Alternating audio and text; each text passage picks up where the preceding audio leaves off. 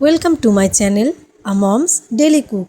আজ আমি আপনাদের সাথে শেয়ার করতে চলেছি বেগুনের এক দারুণ রেসিপি। এর জন্য সবার প্রথম আমি বেগুনগুলো এইভাবে কেটে নেব চারফালি করে।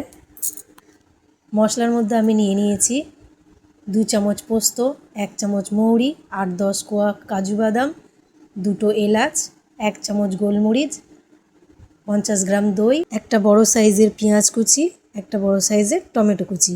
এগুলোর আমি একটা পেস্ট বানিয়ে নেব।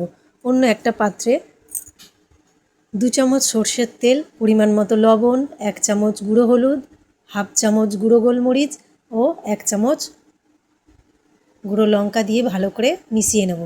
মিশিয়ে এটা প্রত্যেকটা বেগুনের ভেতরে এবং বাইরে ভালো করে লাগিয়ে নেব। আর নিয়ে নেব কয়েকটা টুথপিকগুলো আমি বেগুনের ভেতরে ঠিক এইভাবে লাগিয়ে নেব। এর ফলে কি হবে, বেগুনগুলোর ভেতরটাও খুব সুন্দর ভাজা হবে। এবার একটা আলু সেদ্ধ করে নুন দিয়ে মুলে নেব। এরপর হাই ফ্লেমে কিছুটা তেল গরম করে বেগুনগুলো ভেজে নেব।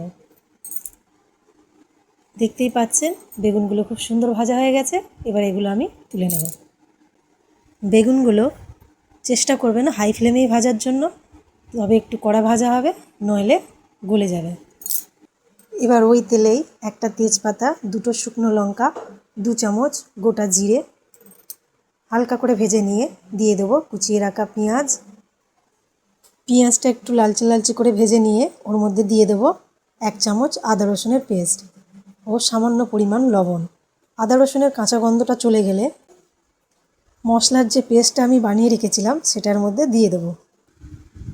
ভালো করে কষিয়ে নিয়ে চাপা দিয়ে আমি 2-3 মিনিট রান্না করে নেব। এরপর এর মধ্যে হাফ চামচ গুঁড়ো হলুদ, 2 চামচ গুঁড়ো লঙ্কা দিয়ে ভালো করে মিশিয়ে দিয়ে দেবো মুলে রাখা আলু। মশলা থেকে তেল ছেড়ে দিলে এর মধ্যে দিয়ে দেবো সামান্য পরিমাণ জল।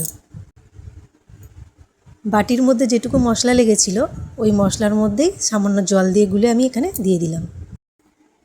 এবার এর মধ্যে 1 চামচ ধনে গুঁড়ো ও হাফ চামচ গোলমরিচ গুঁড়ো দিয়ে ভালো করে মিশিয়ে নিয়ে ওর মধ্যে দিয়ে দেবো ভেজে রাখা বেগুনগুলো। বেগুনের মধ্যে যে কাটিগুলো ছিল সেগুলো আমি আগেই বার করে নিয়েছি।